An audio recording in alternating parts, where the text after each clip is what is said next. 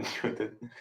Hello, everyone, for the second time today to the RedSeaPodcast. Welcome back, or welcome if you are new. Uh, I am very happy to record for you guys, be live for you guys for the second time in a day. As you can see, stuff is a bit different because for those of you that were not uh, on the preview live stream earlier today. I just put the link for the room in the chat for those of you that were not in the preview live stream earlier today. This came in the middle of the live. Of course, as I've said before, I will have both anniversary jerseys in my possession.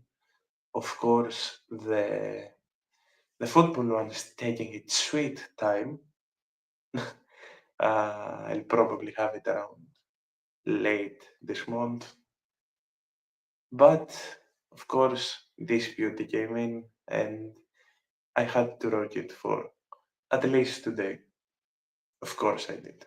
Uh, good evening to everyone who's listening. A reminder once again that since this is a solo show, you can hop on with me and share your thoughts. But yeah, for whatever reason right now, share your general thoughts about the game for starters. Feel free. Of course, a loss at a derby always leaves a sort of sting per se, but honestly, who cares? We're finalists in the cup again, and honestly, morality-wise, that means so much, in my opinion. The fact that we are indeed going for a double and we didn't even have to try today. I feel like we played like the normal Olympiacos for 5 minutes maximum, and we created 3 chances. So that says a lot. But yeah, a loss that showed us a lot of things, in my opinion. A loss that was a chance for people to get games, uh, a game that was a chance for some players to try their best to at least show a glimmer of hope and a glimmer of reason that they deserve to be in this club. Some did, some didn't, but we'll get into that. Uh, if you're new, of course, if you're listening to this now or after and you are new, feel free to check out the description. Everything is down below. Everything you need, whether you want to reach out to me, all the socials, the Patreon, the Spotify, and leave any comment or question you want. If you want to start with Velde, we'll start with Velde. Honestly. As I said, this was a chance for people to show.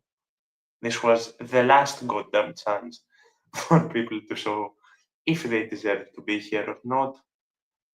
And one of those people was Christopher Velde.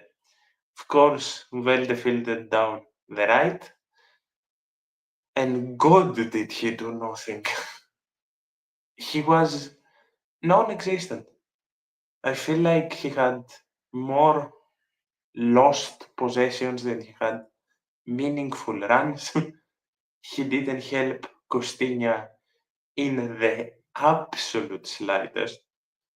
And yeah, I think it's more than safe to say that par as securing the league early, this was probably, or knock on wood, any injuries, this was probably Christopher Velde's last game.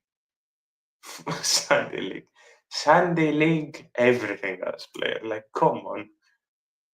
Come on.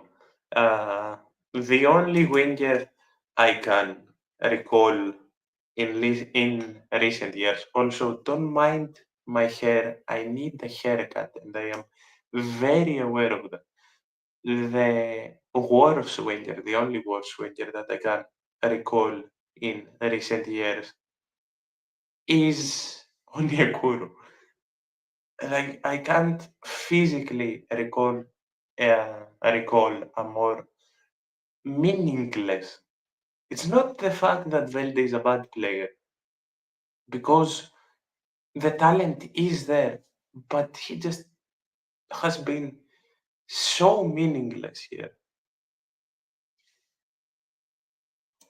Again, we're talking about wingers that are worse than Christopher Velde, that are more meaningless than Velde, not as bad. Because, of course, there have been a lot of horrific wingers to come in this club, but Velde is down there, to say the least.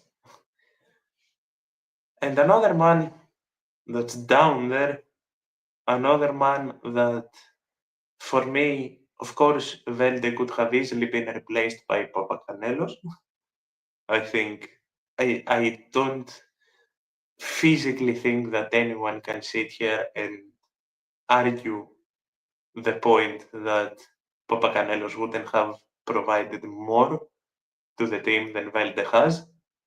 And another player that could have probably been replaced in hindsight, of course. This is all in hindsight. But another player that could have probably been replaced by an academy player is Stamenic. Because I would love to hear the argument that Stamenic has done more than Bakulas would, because in my opinion there isn't any. There really is no argument to support both of these, and the reason they took the squad position of Papacanelos and Bakulas, but that's all in hindsight. Of course, that's all in hindsight. And today isn't miserable. And I had this discussion on Twitter that both for the starting players and the players that usually come off the bench, like there wasn't any expectation to just go out there and code red it and play at 100% and go and spank them 3-0. Did I predict that we would win 1-3? Yes. Was I unbelievably positive? Also, yes. Am I still unbelievably positive? Also, yes. But for the players, especially for the starters, there wasn't really any expectation of rough football. For the people coming off the bench, again, in my opinion, no real expectation of rough football, so no real complaints from many people. But from players like Christopher Velde, like Marko Stamenic, that barely touch the ball and wouldn't really get many more chances, for me, they deserve all the criticism, even if today stood to ultimately be a very meaningless loss. For me, those players deserve massive criticism. Going to someone that deserves a lot more praise than he's getting, going to the player that has arguably shut me up the most this season, and that player is, of course, Paschalakis, because Christ the saves he made today. Of course, Paschalakis has been a divisive player ever since he came in. Paschalakis has been a divisive player when he lost his position to the miles better Konstantinos Tsolakis, because let's not lie to ourselves, that's never going to change. And Paschalakis has been very divisive on this show as well, because neither I or Gav are the biggest fans of him. So, I said earlier in my predicted 11, for those of you that weren't on, that I would have liked to see someone like Anagnosopoulos start today. Because again, I didn't mean it as any true like disrespect to Paschalakis, but it's the point that I brought up with Stamenic and Velde. This was a game of chances for people that don't really get many meaningful ones. So I would have loved to see Anagnosopoulos today. That's what I said. But God did Paschalakis just take a glove and shove it right in my mouth. Don't I look a fool? And as I've said many times, I am more than happy to call out my own bullshit and my own mistakes. Because if it wasn't for Paschalakis today, who for me isn't really at fault, he can be blamed for the foul. He's nowhere near at fault for the first goal. If it wasn't for Paschalakis and a certain Frenchman at centre back, uh, we'd have conceded at least one more today. Some incredible saves, whether it was the fucking 50-meter bomb from Koita that God only can say if that was going in or not. But whether it was a bit of a camera save or a proper save, you have to applaud that. And then it was the two 1v1s, one against Pierrot, who won't ever score a goal, I am convinced, and one against, I'm pretty sure it was Paulo Fernandez. Someone correct me on that.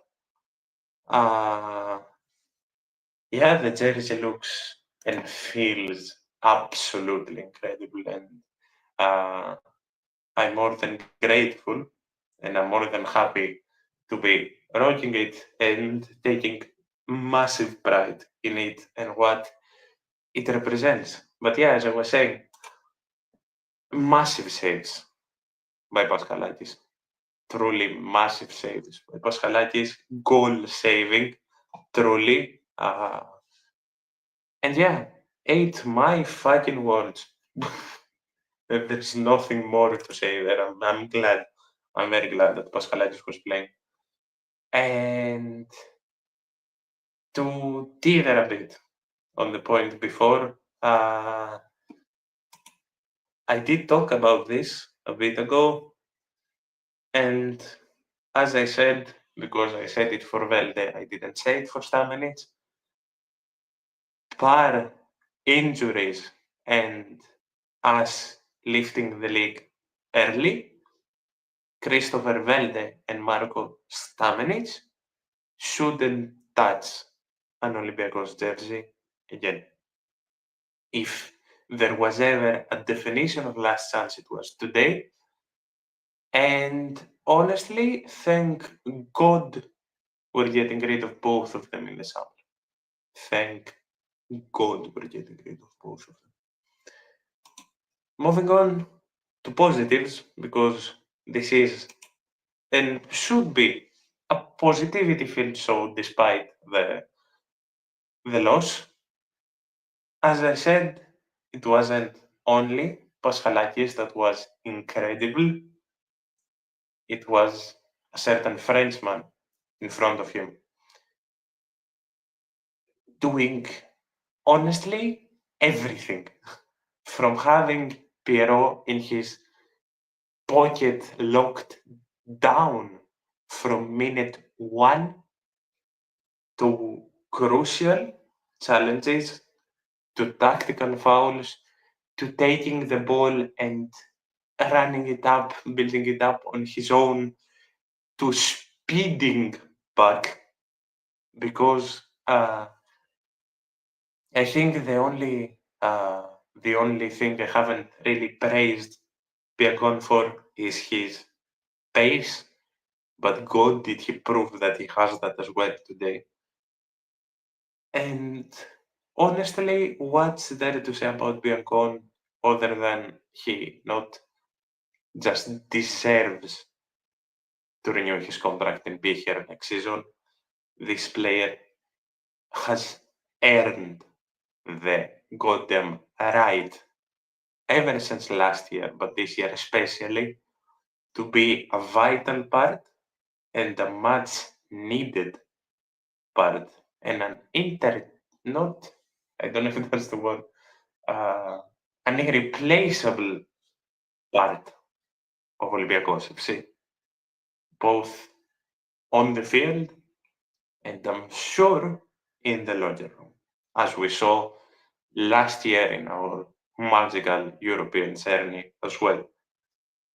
So nothing but praise for Julian Biancon, and another man that he completely outshined today, at least in my opinion, is David Carmo. I've been very on and off. If you'll see me, by the way, if you're new and you see me looking to the left of the camera constantly, is because that's where my laptop and my setup is. So I apologize. It's a force of habit to keep checking if everything is going okay. But yeah, as I was saying, Carmo has been a player I've been very on and off about this year. I was very excited that he came back, even if he came back in form of a loan through Nottingham Forest. Uh, but I think it's safe to say that many of us, if not all of us, have been underwhelmed by David Carmo. I am not really gonna complain. Another parenthesis, if I sound weird, again, I am slowly developing a cold. I know that I haven't been sick ever since last June and I'm developing a damn cold in April, but please bear with me at least for this and the next few episodes. I know you will all bear with me, I haven't the slightest doubt.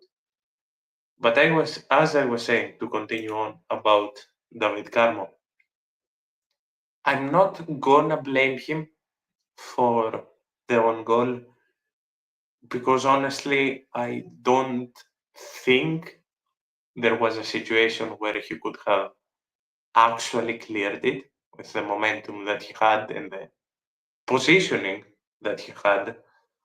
But something else was pointed out that I will blame him for, and that's keeping Koita on side at the start of the play because Karm was the one that was covering him. So that mistake for me is on Karmo. And in general, as I said, perhaps it was because Karmo has not been bad. Let's not lie to ourselves. None of our centre backs have been bad this season. But perhaps it's a part of the expectations that were built up from last season with how good of a player Carmo is. But I've been underwhelmed. And with how positive uh, Biancon and Pirola, and of course Rechos, that for me is a self-evident thing that the captain of this club has looked incredibly positive this season. Uh, Honestly, very underwhelming. And I don't know what's at fault. maybe it's England. And again, I'm not speaking on today. I'm not gonna sit here and slander any player apart the two I did for today. But in general, maybe something's on his mind. We all more or less know that he will go in the summer. We know that there isn't much, if any, possibility that David Carmo stays at Olympiacos next season. And I don't know. This goes for what? That Carmo has not been banned, or that Carmo has been the most underwhelming out of the four centre backs that we have this season. Which point is this addressing? Because those are very contradictory. That Carmo, that he's not at fault for their own goal. Maybe that's what's being addressed. That he played good. I am not saying that Carmo played good. I am saying that he's not at fault for their own goal. Carmo was very mediocre today. I'm saying that he's not been bad all throughout the year. He's just been underwhelming compared to the other three. Again, at least for me. He's been very good. He's been the Carmo we know. Some games, a game I can recall where he has been insane, if I can recall correctly at least, is the Porto game. But there have been games, usually either more meaningless games or games in the Superleague against the mid-table to lower mid-table opponents that Carmo has been, but he's been inconsistent and underwhelming, sadly. And again, don't know what's at fault. But God, is it something that needs to be solved? Now, on to two people that have been not only the definition of consistency, but on to two people that have been also the definition of positivity.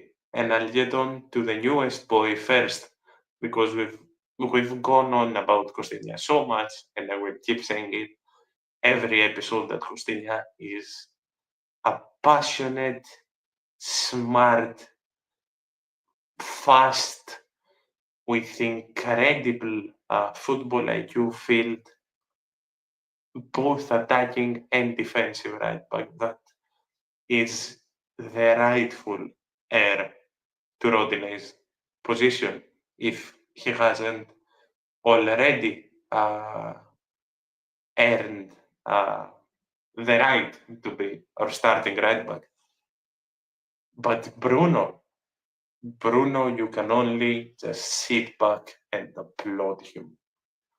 Ever since he came in, every single appearance, Bruno was a bit of an unknown, I think it's safe to say, for most people when they saw the transfer. We all knew that Francisco Ortega has needed competition, with his form starting to dip. When Bruno came in, Ortega's form rose again for a while, and then it dipped again. But in this dip of Francisco Ortega's form, Bruno has showed up. And not only has Bruno showed up, Bruno, for me at least, is slowly but surely earning the right to start getting that left back position for a full 90, slowly but surely. Again, a lot is gonna play on when we end up lifting the league, but at least, again, in my opinion, Bruno, for me, especially if we lift the league, both with his incredible performances and with the need of Ortega to rest, as he is out injured again, Bruno has earned the right to call himself our starting left back.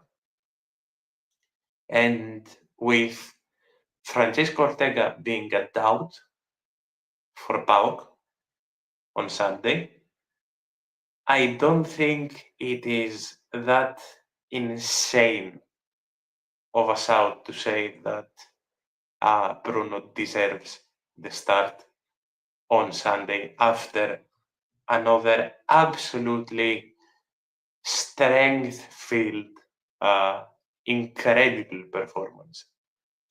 Locking down every opponent that he came across, especially not really letting Eliasson get anything in the game. I think that's safe to say.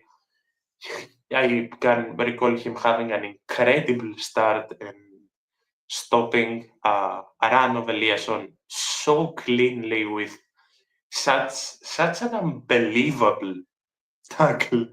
And yeah, just it feels insane, especially with what we've gone through after Omar and Tsimikas, to sit here and say that we don't only have some incredible starting fullbacks, but their backups are not only worthy to take the starting position at some point, they are of equal, if not promising to be even better quality than our starters right now.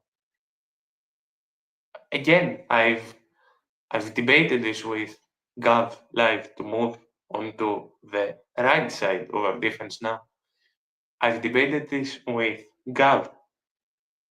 I don't think it's that insane to say that Costinha is top 3 in Olympiacos' more recent history, like Omar and after. I don't think it's that insane to say that Costinha is top 3 after Omar El Abdelawi and Rodinei. And he can very easily, if he stays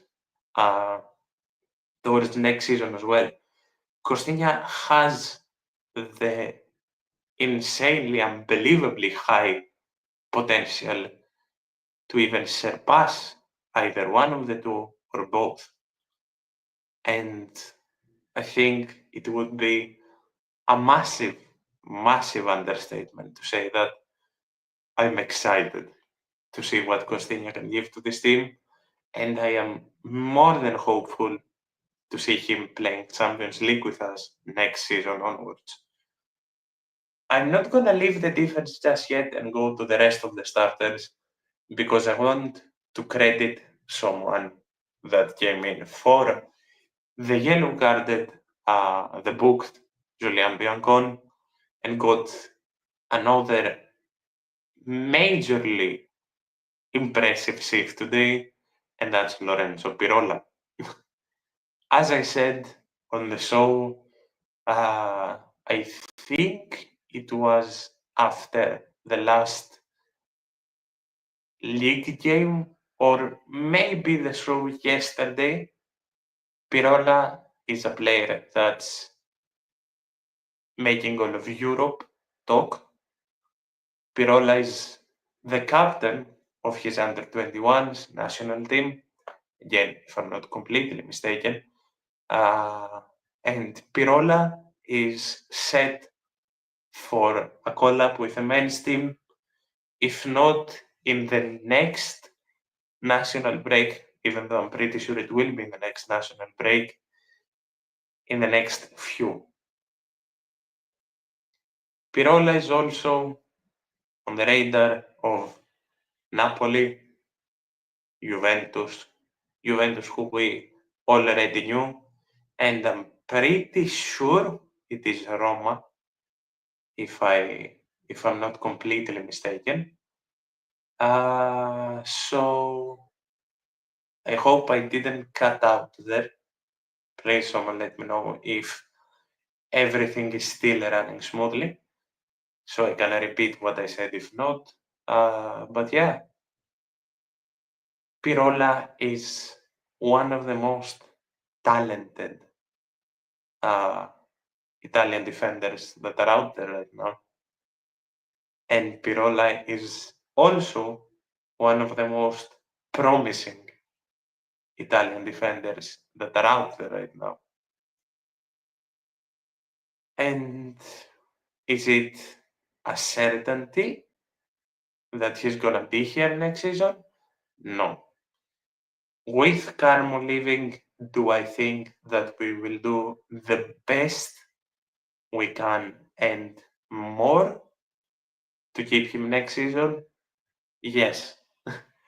And could Pirola easily be our starting centre back next season? Also, yes. Left footed, can easily take Carmo's position. And honestly, I will be the absolute happiest to see him start next year on. I'm guessing that by the lack of comments, everything is running and has been running smoothly. So I will slowly transition onto my next point, and that's the own goal. The own goal, I feel like, is the only specific play that deserves harsh criticism from the game, because from Carmo keeping Koita blatantly onside, allowing him to get the through ball and the run to, I'm pretty sure, 3 to 4 players getting absolutely rinsed, and then the ball back comes in and bounces off of Carmo's giant legs and into the net. If anything is to be criticized from the game, it should be this, because it was the only main focal point of horrific concentration for the game. But honestly, as I said, par a simple mention, we move. Same for the foul of Petros Mandalos. Par a simple mention, we move. As negative as Stamenic was, for me, Ese was equally as positive.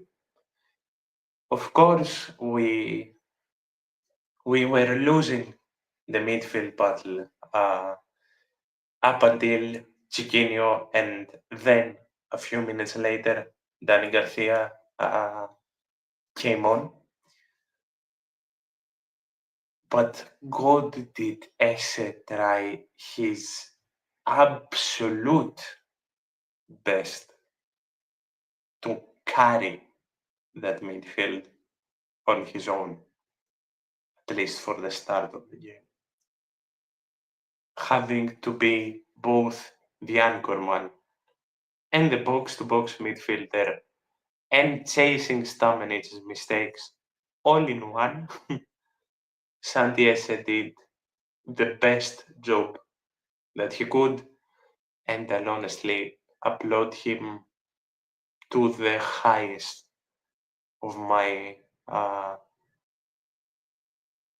approval and praise, if that makes sense, because I think Ese had more work than a single player has to have in a game, and did it all as perfectly as possible.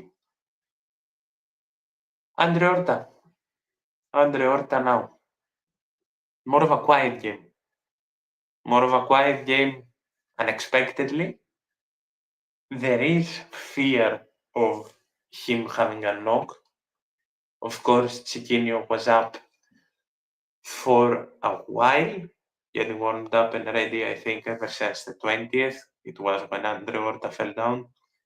I currently have no means of seeing if any updates are out. So I'll report on that if I know something after the live is done. But even if there was a knock, again, not a player that had a bad game, but a mediocre performance and a more of a quiet one, with Chiquinho coming in and bringing a whole breath of fresh air to the game, both creatively, both attackingly, and both in the now balanced battle to win the midfield. Uh, I talked about Velde. I do not wish to mention him again, but I will talk about Palma. And God, where do I start? I can't begin to understand why Palma is such a divisive player. I I can begin to understand that there were expectations for something more, and we've gone over that. But I feel like there is just a target on Palma's back to be the new scapegoat, if that makes sense, for most things. And I don't understand why. Did he have a good game today? No.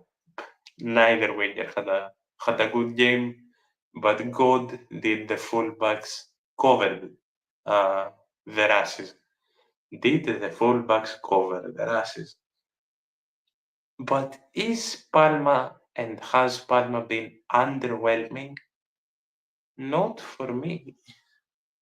There is clear room for improvement on Parma's Christ, uh, on Palma's end. But for me, the hate is a bit forced. Again, let me make myself perfectly clear. I am not talking about the criticism towards the player. I'm talking about the more or less unjustified hate that the player is getting. There is always and there will always be a difference. Now, up on top for the starting 11 was Babis Kostoulas. Babis had a good game for me. I saw a comment at halftime that Babis was confusing the team, quote unquote, mad quotes on confusing. But honestly, uh, not his fault. And the comment said that it's not his fault either. Babis is not meant to play the role that Ayub El Kabi and Roman Yaremchuk are playing. Some of the biggest qualities of Babis Kostoulas get hidden for me or get subdued when he is made to play the role of a striker, an out and out striker, because that is not what Kostoulas is, and that's not where he shines. And I don't think he was confusing the team, but I get where the comment was coming from because I also want to see that Kostoulas has played in his proper position, and that's behind the striker. But of course, there was absences today, and there was need of management, so it's understandable. Kostoulas had an okay game. He was managing the role at his best, and I'm sure we'll see the best of the best from Kostoulas on Sunday, where he plays against his favorite opponents. And I'm sure that he will score once again. Now, the man that many people are calling a war machine, the man that I've in the past called a soldier, and the man that is such an unbelievably, unfathomably perfect defensive midfielder for Mendilibar. His nationality's sake, Dani Garcia.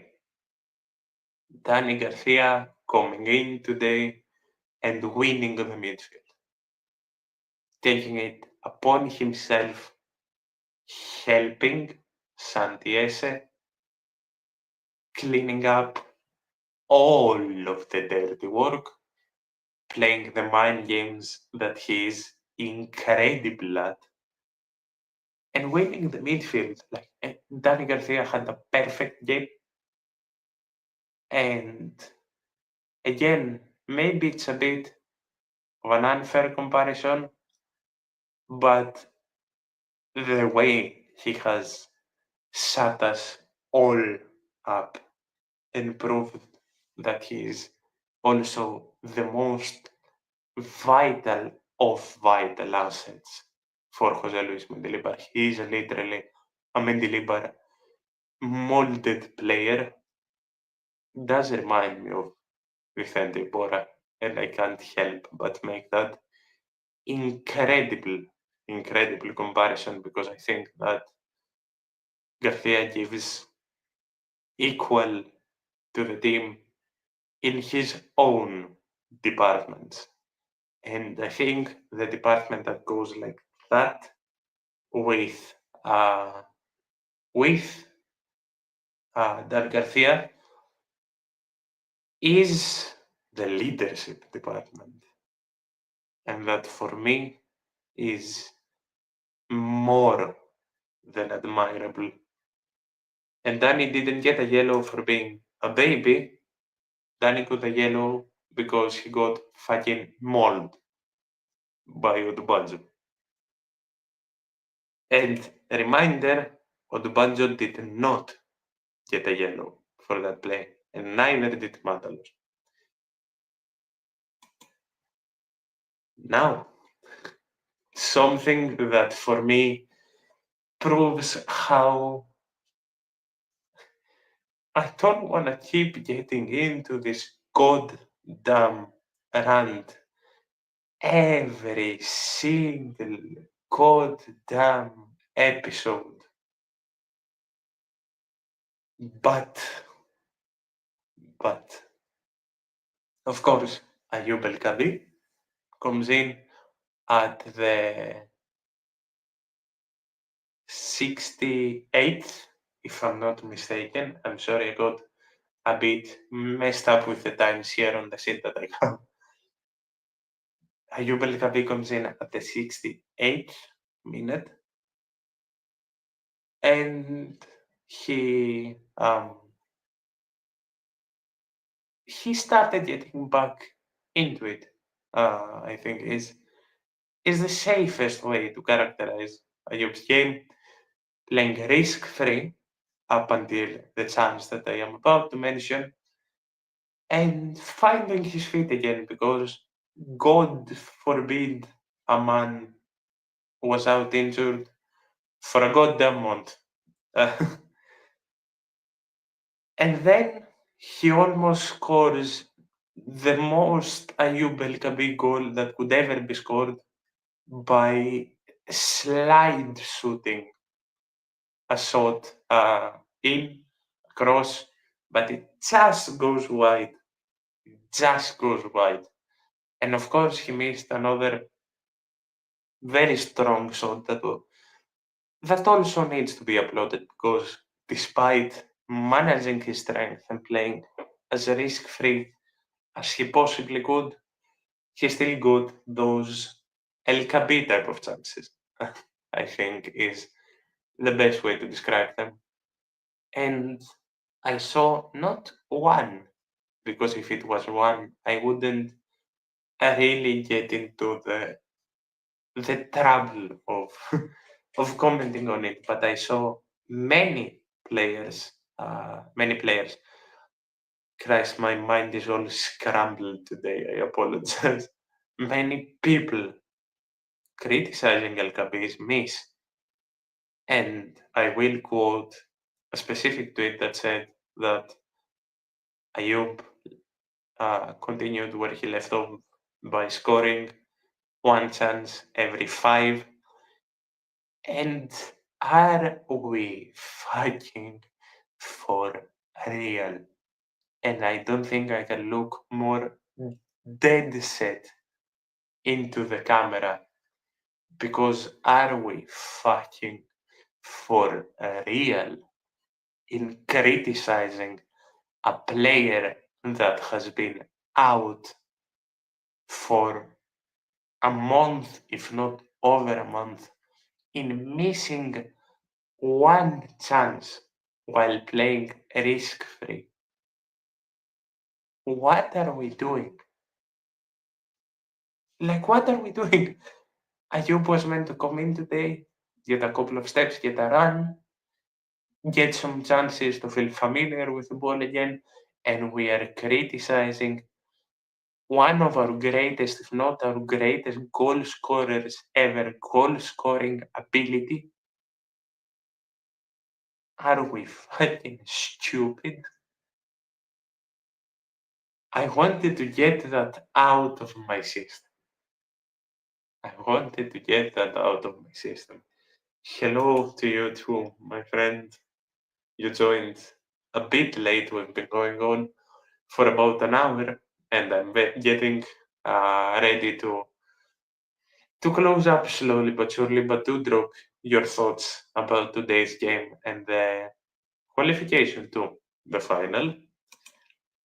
And yeah, this Ayub El Kabi is the last person of the people that got game time today to be criticized. If our main guys shouldn't be criticized once, Ayub El Kabi shouldn't be criticized 100 times, let alone for one chance. Let alone for one goddamn chance. I wanted to get that out of my system so bad. And the last person that came in, of course, is Rodinei, that didn't really have the major chance to do anything meaningful, but honestly, I'm just glad he got some game time in. The only thing that I can really complain about today is that Lolis and Alafakis didn't touch the field. I really hoped that, of course, I know that it's a massive stretch for either of them to get a start, even though I was hoping for Alafakis to get at least a half. But I am a bit sad that they couldn't really get in at least 5-10 minutes. But I'm sure that when we leave the league, probably in 2 months days, they'll get minutes under their feet for damn sure. And I know that Mendilibar and Silaidopoulos, as I said, have our youth safer than they have probably ever been at this club. Of course, we now look forward to Ofi, who put up a 1-1 draw and won 2-1 on aggregate to qualify to the final after 30 years, if I'm not mistaken. And the last final that Ofi played was against us, the loss 4-2. I would say run it back and destroy the Panathinaikos miserable and absolutely scummy organization. But if we have a 4-2 final, I honest to God feel like I'm gonna have a heart attack. So if we can have a column like 2-0 final, I'll be the happiest. I'll be the absolute happiest. And as we close out the season with 5 games left plus the final, so 6 games left, which is insane to say, by the way. It's insane to me that we are closing out the season and that we are a month and a half, more or less, or a bit over a month and a half away of saying that it's been a whole year ever since we lifted the Conference League, and that our 100th anniversary season is ending. It's insane to me. But yeah, as before I get all emotional about how this show, how well the show has gone, and how how amazing all of your good, I'm tearing up. How amazing all of your support has been over our first, because it's not only me that's doing this, it's me and Gav as well, because Gav has been, I couldn't do this without Gav. And the main example of me being absolutely unable to do this without Gav is that he covered me. I don't even know how long it's been. About a week ago, with a national break, he covered me, and the show that Gav did is now our second biggest episode. So I couldn't do this without Gav, and the support that you all have given us throughout our first full season and the season that's been filled with insane moments, with interviews, with meeting new people, with collabing with new people, with our first giveaway, with everything and anything that you all can imagine has been insane. And I didn't plan on that rant, and I didn't plan on tearing up ending this goddamn show. But speaking both for me and Gav, we're all so grateful. But yeah, getting back to the goddamn football, as we end the season, we are looking at it being solidified that Mendeleev is not one of the greatest, not the greatest coach that Olympiacos has ever seen, with him lifting his first league and cup aside the European trophy. And I'm sure that when next season comes, we'll see even more greatness from this coach and the squad. Closing in on about an hour with the second show of the day, I will once again thank you all and tell you that I'll see you soon with a basketball uh, review, as always, and rocking this amazing jersey. Because this as well is the reason that I'm leaving out. But my main dream, because I think all of our main dreams was to represent this badge, but to have a platform that could very well end up being my life, that I can talk about the thing I adore and meet so many now irreplaceable people in my life, is something I will forever be grateful for and give you back tenfold. Thank you all so much for it all, for your support, and for tuning in today. Drop your MVPs down below in the comments, and ratings should be back. Finally, because God, tomorrow. See you all soon. Thank you.